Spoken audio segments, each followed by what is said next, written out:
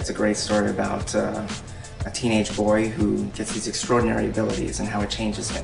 A timeless story of teenagers and transformation, but giving us a darker side. It's very much a coming-of-age story. My character, Scott McCall, is going through a lot of things right now, you know? He's going through his first love. Classic high school drama, you know, homework, growing up. And also, let's not forget, becoming a werewolf. Tyler Posey was one of the few kids who came in who I think really captured what we wanted. Russell and I looked at each other and said, this is the kid. With Tyler Posey's character, Scott McCall, we wanted something that was more of a Peter Parker than an Edward Cullen. All the other shows, they've got the morose, brooding anti-hero down. We wanted something more akin to a superhero. Scott gets bitten, and then I start noticing these changes about me where, like, my hearing is enhanced, my sight, my smell. All right, little man. How about you tell me where you're getting your juice? Jackson's the big man on campus. He's the ideal kind of high school jock. What? Where are you getting your juice? My mom does all the grocery shopping. I'm not like a jerk in real life. I never have been. I've kind of been like the person that's kind of way too nice, you know? So getting to just not care and getting to kind of let loose and be like, I really don't like any of you. You know, I think that it's fun to kind of act that. He hates Scott McCall so much. Just because he's this goober, kind of nerdy guy, and now he's all of a sudden on the lacrosse team doing better than he is, taking his position. Jackson really didn't notice Scott, I think, before he became a werewolf. And all of a sudden, he's better than Jackson, and it starts to catch my eye. What the hell is going on with you, McCall? What's going on with me? You really want to know?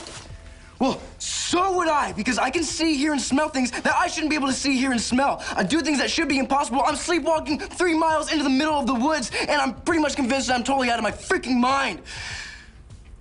Stiles originally first notices the changes that he's going through and kind of puts 2 and 2 together. I'm pretty sure it was a wolf. A wolf bit you? Huh? No, not a chance. I heard a wolf howling. No, you didn't. What do you mean, no, I didn't? How do you know what I heard? Because California doesn't have wolves, okay? Not in like 60 years. Stiles is Scott's best friend, and Dylan is basically my best friend in real life, so the chemistry definitely reads well on camera. This thing has happened to my friend, and it's beyond anyone's imagination, so I'm just there to kind of just keep him level-headed. I'm more in denial, and I don't want to believe it. I'm like, all right, dude, screw you. I'm not a werewolf. I'm not gonna believe you. It's the stupidest thing I've ever heard. And then he turns out being right. You're cursed, Scott. Change can be caused by anger or anything that raises your pulse. I haven't seen anyone raise your pulse like Allison does. Scott and Allison's romance is very, it's so cute. And you know, it's nice and unique because it's their first love, and everyone remembers their first love. Allison, she's been sort of carted around from school to school because of her dad's job. She is trying to find herself, and she's dealing with all those things that teenagers deal with, like, you know, where do I fit in, constantly having to change who she is. And she comes to Beacon Hills and she finds this boy who she instantly falls in love with.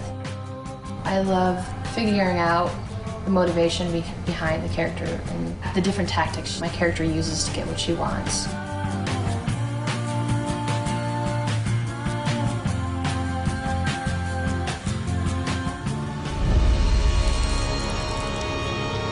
You did this to me! You and me, Scott? We're brothers now. Derek loves every second of being a werewolf. It's been a lot of fun to play this kind of, you know, you don't really know who he is or what his true intentions are. He's kind of this guy that kind of rides the moral fence a little bit. You don't know if he's good or bad. The bite is a gift. I don't want it. You will, but you'll have to resist crossing a line. And you're gonna need me if you want to learn how to control it. I mean, this is seriously gonna be the best thing that's happened to this town since the birth of Lydia Martin. Hey, Lydia. You look like you're gonna ignore me. Lydia rules the school socially.